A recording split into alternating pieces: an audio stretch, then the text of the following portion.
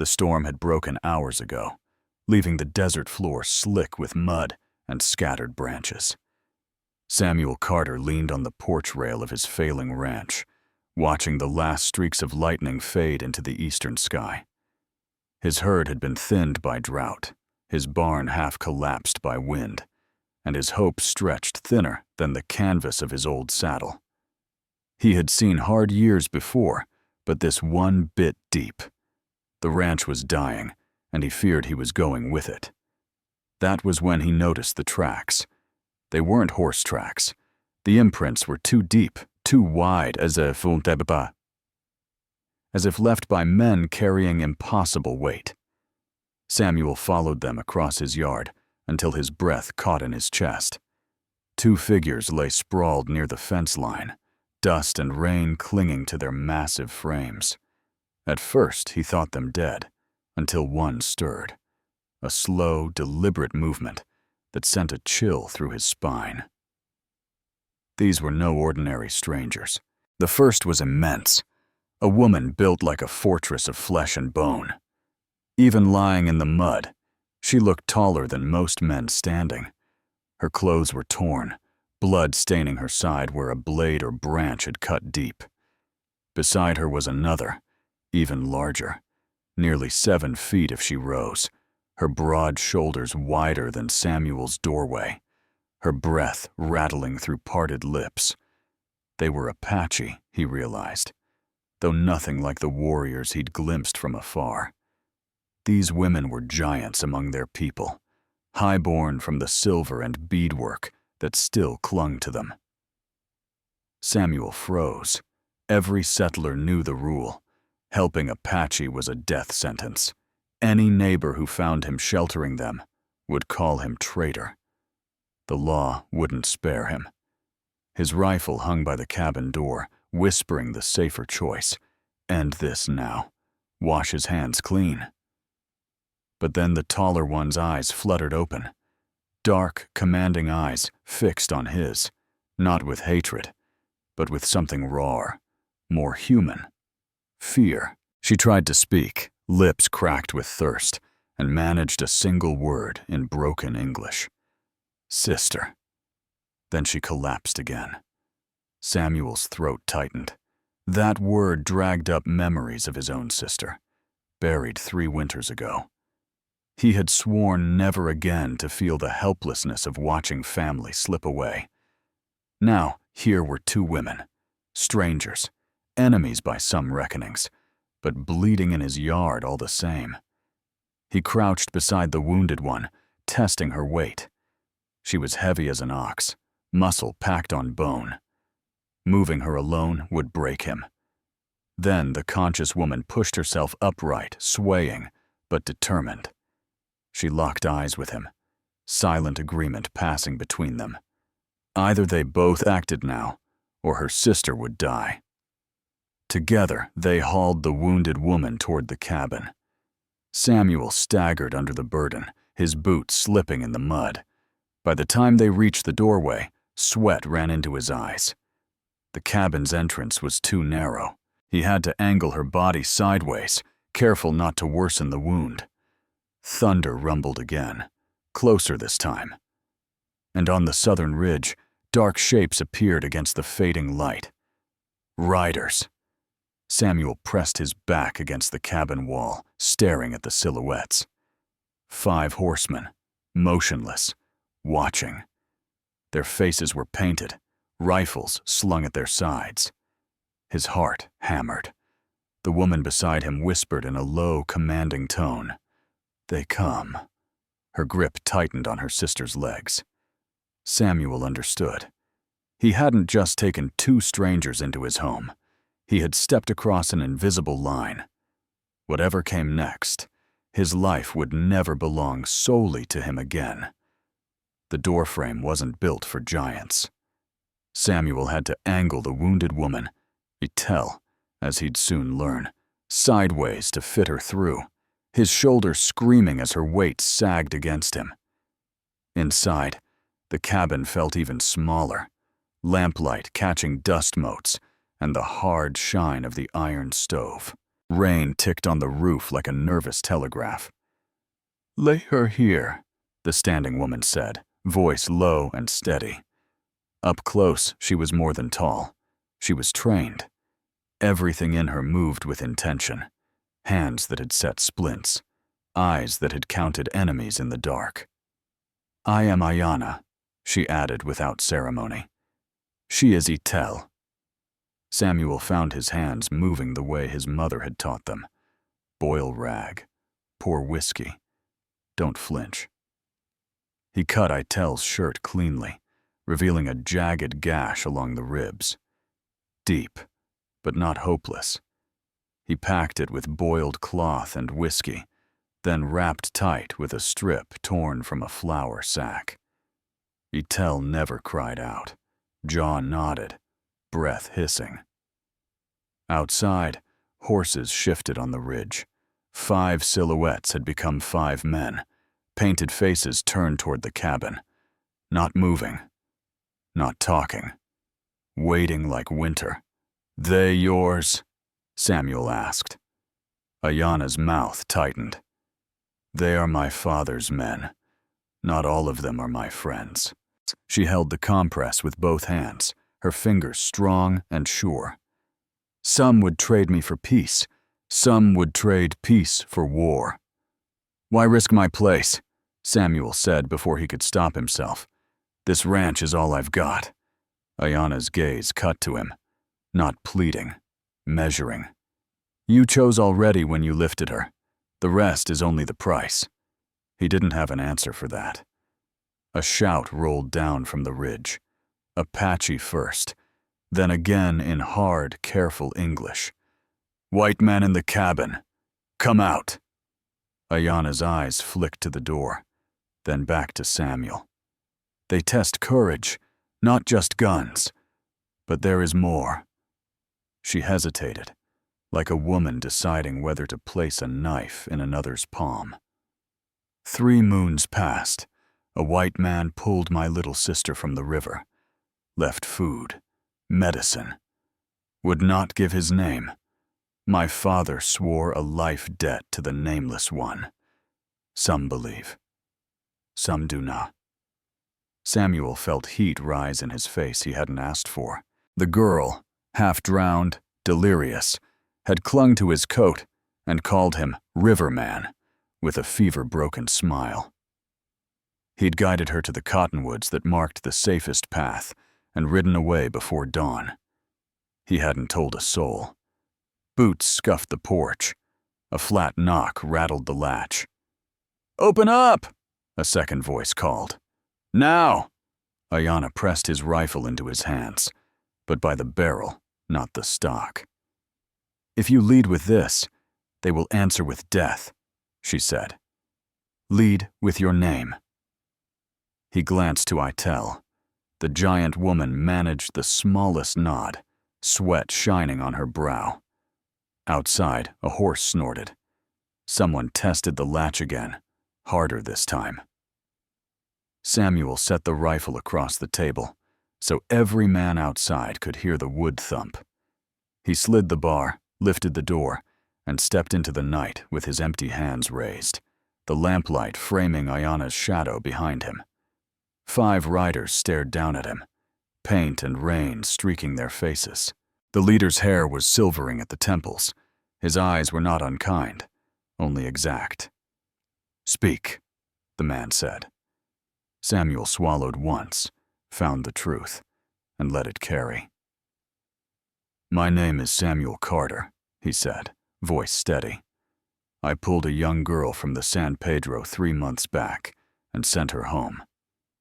Tonight, I bound the wounds of her sisters. If your law keeps count, add me there." The wind went still, like the desert itself had leaned in to listen. No one moved. Then the leader shifted in the saddle, something unreadable passing through his eyes. "We will see," he said at last. "At sunrise." The riders melted back to the ridge, and the night rushed in around Samuel like water in a cut ditch. He shut the door and set the bar. Ayana stood where the light met the dark, her height casting a long, protective shadow over her sister. "You did not lie," she said. "Didn't have time to," he answered, surprised to find a rough smile break across his own face. Outside, the rain began again, steady and patient. Inside, 3 people waited under one roof for a dawn that would judge all of them. The lamplight flickered low, stretching the cabin's shadows into restless shapes. Samuel sat at the table, rifle across his knees, listening to the storm's slow retreat. Each gust rattled the shutters, but it was the silence between gusts that gnawed at him, the silence of 5 riders still somewhere on the ridge, waiting. Ayana knelt by her sister, tending the compress with a hunter's patience. Etel's skin shone with fever, her massive chest rising and falling like a forge bellows. Samuel had stitched cattle before, but never something so human, so fragile beneath such strength. He could not shake the sight of her blood pooling on his floor. "You've done this before," he said quietly, nodding at Ayana's sure hands. Her dark eyes lifted to his, unreadable. "We all learned to keep our people breathing." She dipped the rag in whiskey, pressed it to the wound. Etel gritted her teeth, a low growl slipping free. "Pain means she still fights," Ayana added. Samuel leaned back, studying them both. "And come sunrise, your father decides if I live or die." Ayana's lips curved in something too bitter to be a smile. "You saved his youngest daughter. He cannot ignore that. But he is chief first, father second." Samuel thought of Elizabeth, his own sister, how he'd failed to find medicine before fever took her. What kind of man trades daughters like cattle? Ayana's gaze sharpened. The kind of man who keeps his people alive when the world closes in. White law, soldiers, hunger. He makes bargains to stop blood from soaking the ground. She leaned closer, her height casting him in shadow even crouched. "Do not mistake bargain for choice." The words cut deeper than Samuel expected. A knock jolted the cabin. Not the hard authority of Apache fists. This was sharper, metallic. 3 quick raps, followed by a voice Samuel knew too well. "Carter, open up. Federal law." His stomach sank. Marshal Whitaker. Through the crack in the shutters, 3 lawmen stood in the yard, rain dripping from their coats. Rifles at the ready, badges catching lamplight. Whitaker's mustache dripped like the brim of his hat. "Reports of Apache in these parts," Whitaker called. "Blood on your land, tracks to your door. Don't make us come in." Ayana was already moving, massive frame sliding into the dark corner, pulling Etel with her. Their size made hiding hopeless, but instinct drove them to shadow. Samuel rose slowly, heart pounding, palms slick. He cracked the door, forcing a weary smile. "Evening, Marshal. Weather's rough enough without visitors." Whitaker's eyes narrowed, sweeping the yard. "That blood ain't from cattle. And those tracks? Too big for any settler I've seen." He shoved a boot against the door. "Step aside." Samuel felt the weight of choice press down again. If they searched, the sisters were finished. And him with them. His hand tightened on the edge of the door. "I patched a cut on my own arm," he lied. "Slipped with the axe. You want to see?" One of Whitaker's deputies knelt, running a hand over the mud. "Different sizes, more than one, and heavy." His voice carried suspicion sharp as a blade. Whitaker cocked his rifle. "Last chance, Carter. You harbor hostiles. You hang." Behind him, Ayana shifted in the shadows, her height impossible to disguise, her hand on her knife. Her eyes met Samuel's, daring him to decide. The storm outside had passed, but another had gathered in his yard. Law against loyalty, blood debt against rope. Samuel straightened his shoulders, forcing his voice to carry. "You're right, Marshal," he said. "There are Apache here. 2 women. Wounded." The cabin seemed to exhale all at once.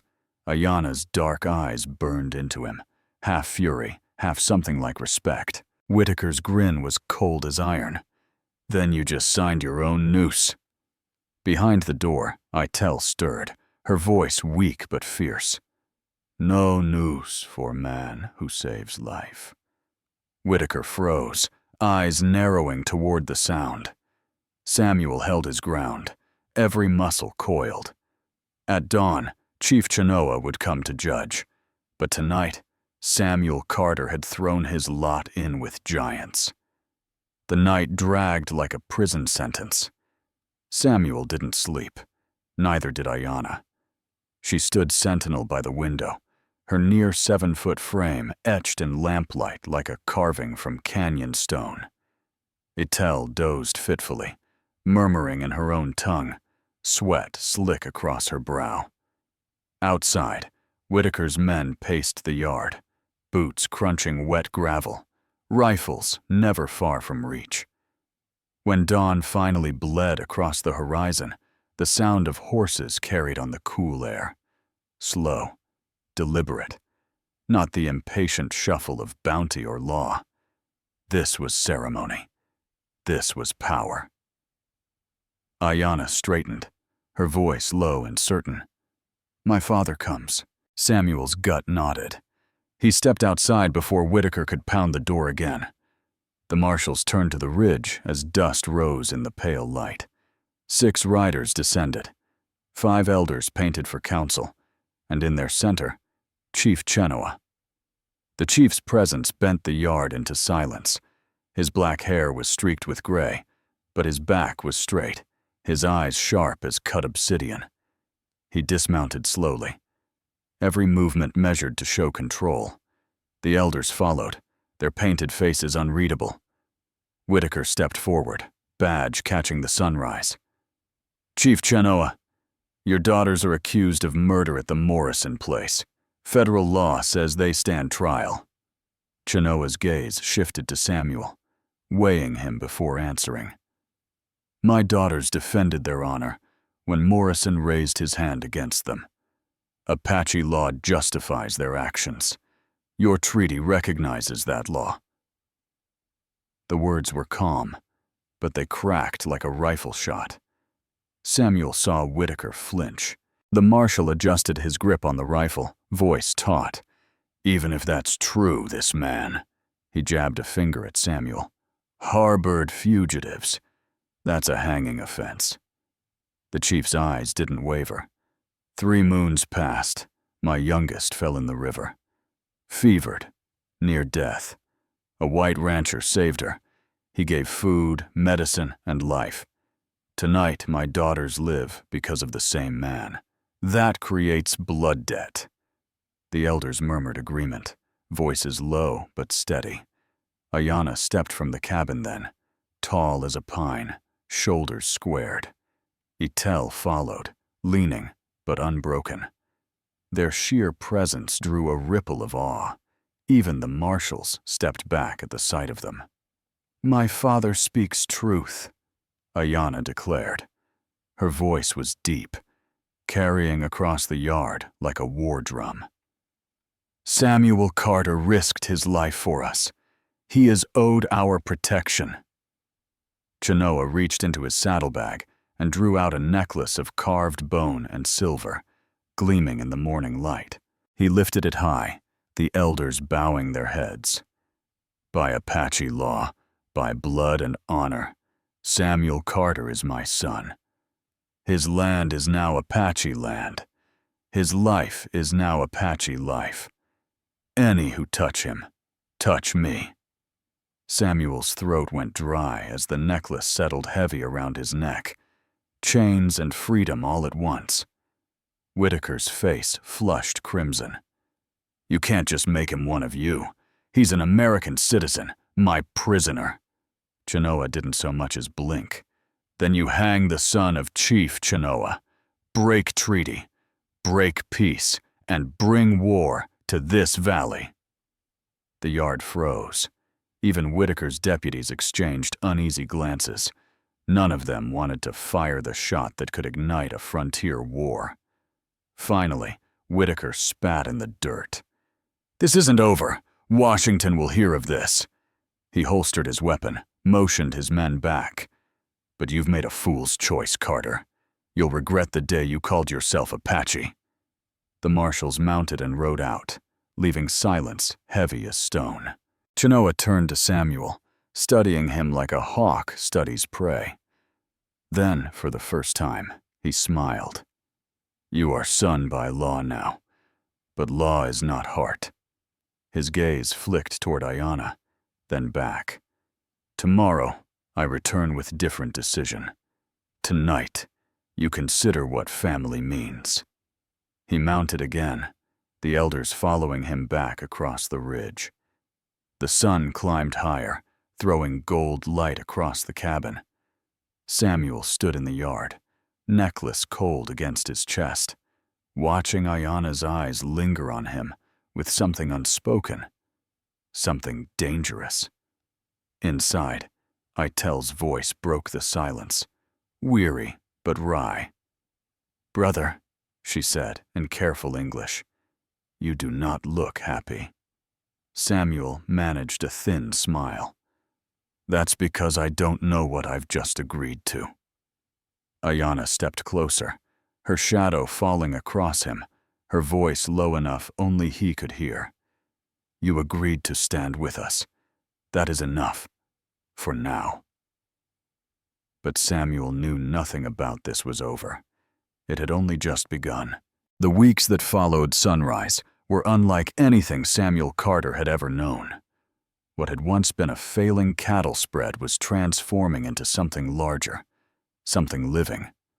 Where dry pasture and dying stock had spelled ruin, wagons now rolled in carrying trade goods.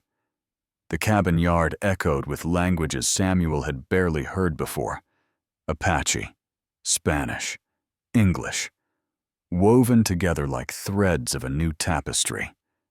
Itel, still healing but stronger every day, oversaw bartering with a shrewdness that startled Samuel. Settlers who once spat the word Apache found themselves shaking her massive hand after a fair trade. Her size, her commanding voice, and the calm way she carried herself made it impossible to dismiss her. "Respect is currency," she told Samuel one evening, her dark eyes gleaming. "And we have plenty to spend." Ayana became Samuel's shadow and his anchor. She hauled lumber, repaired corrals, even led horses as if born to the ranch. Side by side, they raised new fences and patched roofs. Watching her work, Samuel could not ignore the quiet certainty that his land was no longer his alone. It belonged to something greater, a fragile but growing bridge between two peoples. Yet unease lingered. Whitaker's promise, "This isn't over," clung to Samuel like smoke. He knew the marshal wasn't finished. Every rider on the horizon set his heart racing. Every letter delivered to town felt like a noose tightening. One evening, as the sun melted into the desert horizon, Samuel sat with Ayana by the corral. The cattle grazed. Healthier now with shared resources, but Samuel's mind gnawed on doubt. "You regret?" Ayana asked. Her voice carried in the twilight, low and steady. Samuel shook his head slowly. "Not regret. Fear. I've tied myself to something I don't fully understand. Your father, he said adoption was law, not heart. I can't stop wondering what he meant." Ayana's eyes softened, but her shoulders remained stiff, her nearly 7-foot frame haloed in fading light. "My father is clever. He gave you protection, but he also gave me freedom. Law calls you brother. Heart does not have to agree." The words struck Samuel like a hammer. For weeks he had buried the heat that rose whenever their eyes lingered too long. whenever her laughter rumbled like thunder in his chest. But hearing her speak it, naming the difference between law and heart, made the unspoken suddenly real. Before he could reply, hoofbeats cut across the valley. Not the cautious pace of traders or neighbors. This was urgency. Samuel and Ayana both rose, hands instinctively moving to weapons. A lone rider approached, dust trailing like smoke behind him. He wore no badge, no paint, just a settler's hat pulled low. Samuel's gut clenched as the man reined up hard in the yard. "Carter," the rider called, voice sharp with warning. "Whitaker's in town.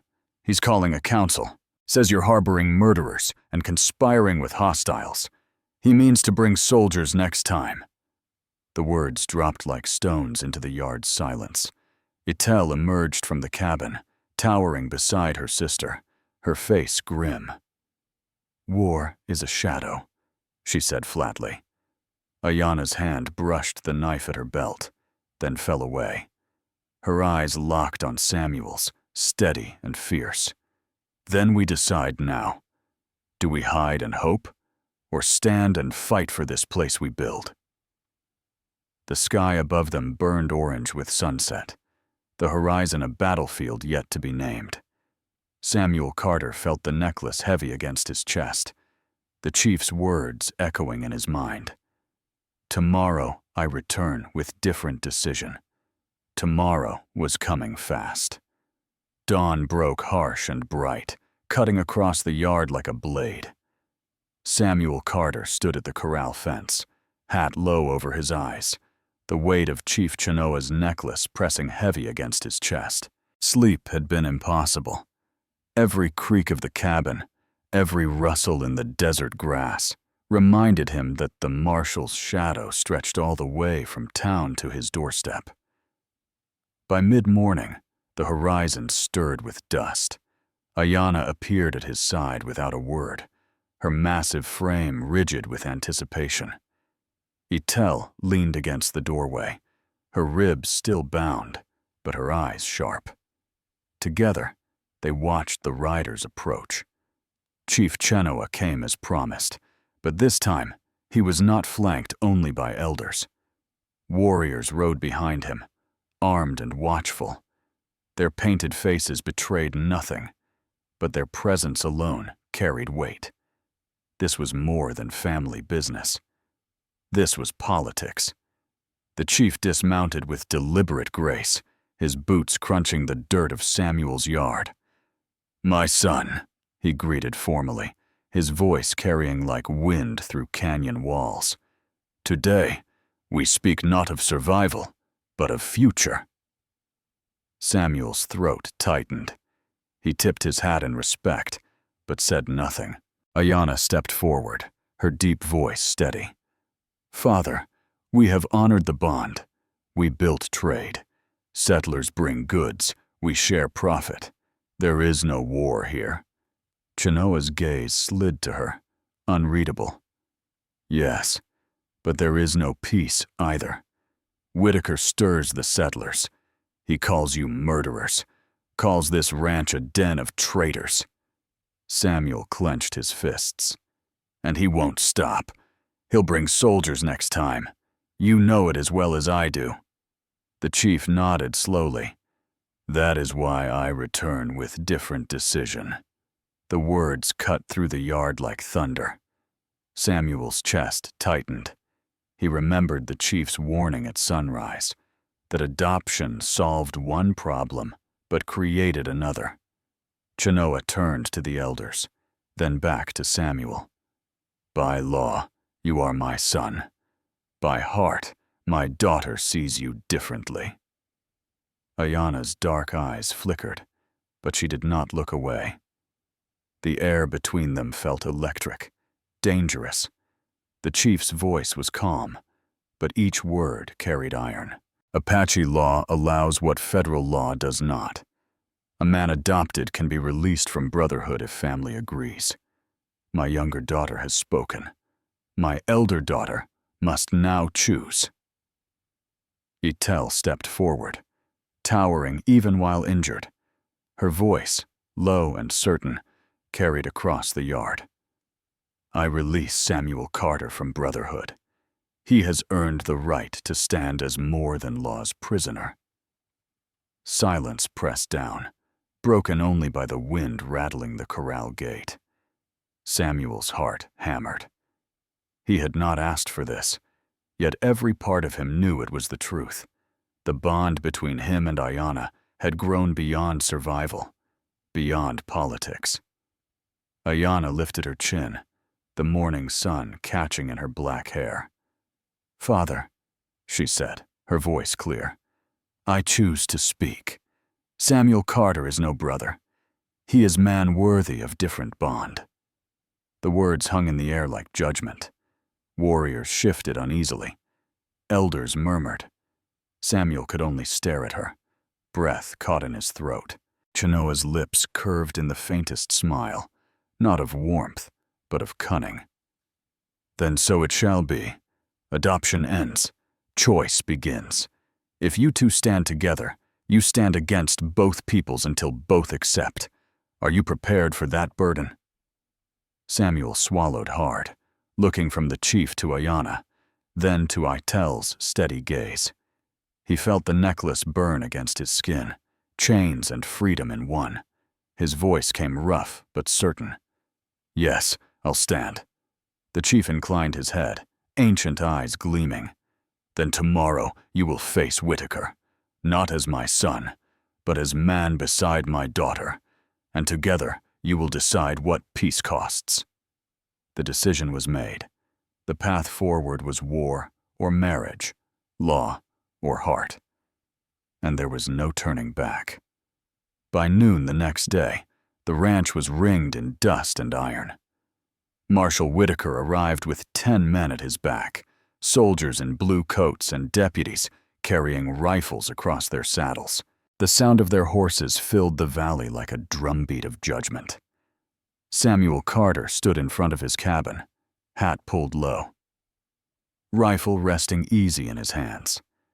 Beside him, Ayana towered, her massive frame straight as an iron post, her presence impossible to ignore.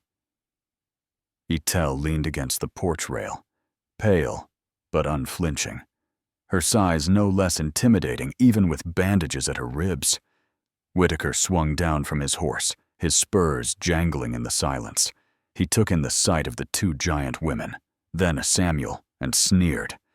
"There it is. Proof enough. Harboring hostiles, and worse, mixing with them. You've lost your mind, Carter, and now you'll lose this land." Samuel's voice was steady. "I've done nothing but help 2 human beings who were bleeding out in my yard. That's no crime." "Don't play saint with me," Whitaker snapped. He turned to the soldiers. "By order of the territorial governor, seize the women. Put the settler in irons. We'll let the court decide how to hang him."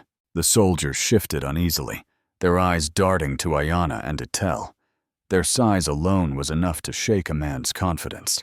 But it wasn't just that. The way they stood, calm, ready, regal, made them look less like prisoners and more like queens holding court. Chief Chenoa stepped forward from where he'd been waiting with his elders at the edge of the yard. He raised his hand, his voice ringing in perfect English. "You will not touch my daughters." Whitaker stiffened. "Your daughters killed settlers at the Morrison place." "They defended themselves from violation," Chenoa replied, his tone sharp as flint. "And Apache law has judged their actions justified. A treaty your own governor signed recognizes that law." One of the soldiers shifted in his saddle. "Marshal, that's true. The treaty last winter." "Shut your mouth," Whitaker barked. His face reddened, but cracks showed in his confidence. Ayana stepped forward, her voice deep and commanding. "We do not ask mercy. We ask truth. Samuel Carter stands with us not as outlaw, but as man of honor. He saved us when death hunted us. He chose justice over fear. Her words carried across the yard, and Samuel felt every pair of eyes on Ayana. His chest tightened, but he lifted his chin. I won't deny it. I'd do it again. If that makes me guilty, then so be it. For a long moment, silence reigned. The soldiers looked to Whitaker, but none moved. The marshal's hand hovered near his pistol, trembling just enough for everyone to see. Chenoa's voice cut the air like thunder. Attack us here, and you do not start a trial. You start a war. My warriors wait in the ridges. One signal, and this valley runs red. Samuel glanced at the horizon. He hadn't seen them, but now he spotted faint shapes moving in the rocks. The chief had been ready all along. Whitaker's jaw clenched. He was outnumbered, outmaneuvered, and he knew it. But his pride wouldn't let him back down. This isn't finished, he spat. The law will come for you. For all of you. Chenoa stepped closer, his presence towering despite his age. Perhaps. But today, law and honor stand together. You ride back to town with empty hands, or you don't ride back at all. The soldiers exchanged uneasy glances. One by one, they turned their horses, waiting for orders that never came. Whitaker's face twisted with rage, but even he wasn't reckless enough to start a massacre he couldn't win. He spat in the dirt. Enjoy your little alliance. The governor won't protect you forever. Then he mounted and rode out, his men trailing like a defeated storm. When the dust settled, the yard was silent again. Samuel lowered his rifle, his breath shaking. Ayana placed a massive hand on his shoulder, steady and warm. You stood, she said simply. Samuel looked at her, really looked at her, and knew the truth. He hadn't just stood for survival. He had stood for her. The valley was quiet after Whitaker's retreat, but the silence carried weight. Samuel Carter knew it wasn't victory. Not yet. The marshal's threat lingered like smoke after a fire. What happened next would decide if his ranch became ashes or something greater. Chief Chenoa called for a council right there in the yard. Elders gathered in a circle, Ayana and Itel standing tall among them, Samuel at their side. The chief's voice carried the gravity of law and legacy. My daughters brought shame to men who sought to control them, Chenoa declared. This rancher risked his life to shelter them. He claims no reward, yet his actions demand recognition. Adoption solved yesterday's danger. But now, we must choose the path forward. Samuel felt every gaze upon him. He wasn't Apache, wasn't family by blood. Yet standing beside Ayana, the necklace of carved bone still heavy at his chest, he realized he wanted to belong. Ayana stepped forward, her deep voice steady, but filled with something softer than Samuel had ever heard from her. Father, this man is no longer just protector. My heart chooses him as partner. A murmur rippled through the elders. Some frowned, some nodded. Itel rose carefully from her place, her towering frame still imposing, despite her bandaged ribs. I release Samuel from brotherhood, she said firmly. He has earned the right to walk a different path, and my sister has waited long enough. Chief Chenoa studied Samuel, his sharp eyes cutting deep. You understand what this means? To bind yourself to my daughter is not only to marry her. It is to marry her people, their struggles, their enemies, their future. Samuel's throat was dry, but his voice was clear. I understand, and I accept. The chief's expression softened into something rare, approval. He raised his hand, and an elder stepped forward with ceremonial beads and feathers. Then I release you from adoption, Chenoa said, and I bless you to stand as husband to my daughter. Ayana turned to Samuel, her nearly 7-foot frame casting a long shadow, but her eyes were alight with something brighter than any sunrise. When she placed her hand in his, the entire circle seemed to breathe as one.